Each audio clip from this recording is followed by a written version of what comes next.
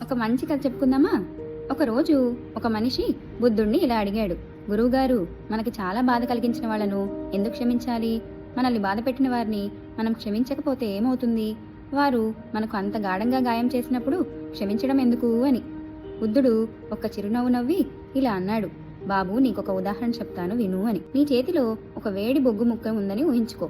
దాన్ని నిన్ను బాగా బాధ పెట్టిన వ్యక్తిపై విసరాలని అనుకున్నావే అనుకో. అప్పుడు ముందుగా ఎవరు కాలిపోతారు అని అడిగాడు. అప్పుడు ఆ మనిషి ఆలోచించి, నేనే గురువుగారు, నా చెయ్యే కాలిపోతుంది అని చెప్తాడు. బుద్ధుడు తల ఊపుతూ ఇలా అన్నాడు.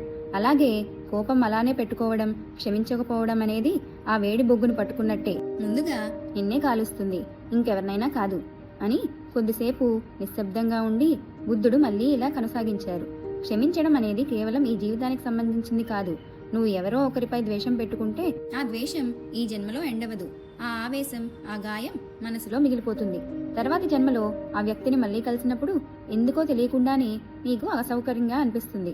అది గత జన్మలోని ఆ కోపం, ఆ ద్వేషం నీలో ఉండటం వల్లే. ఇలా ద్వేషచక్రం జన్మల తరబడి తిరుగుతూనే ఉంటుంది. ఆ చక్రాన్ని ఆపగలిగేది ఒక్కటే, క్షమించడం. క్షమిస్తే నువ్వు నీ ప్రస్తుతాన్ని మాత్రమే కాదు, నీ భవిష్యత్తును కూడా స్వస్థపరుస్తావు.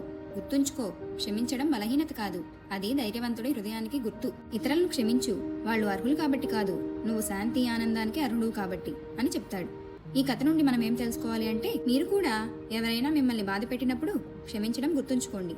ఎందుకంటే క్షమించడం అంటే వాళ్ళను విడిచిపెట్టడం కాదు, మీ మనసు భారాన్ని విడిచిపెట్టడం.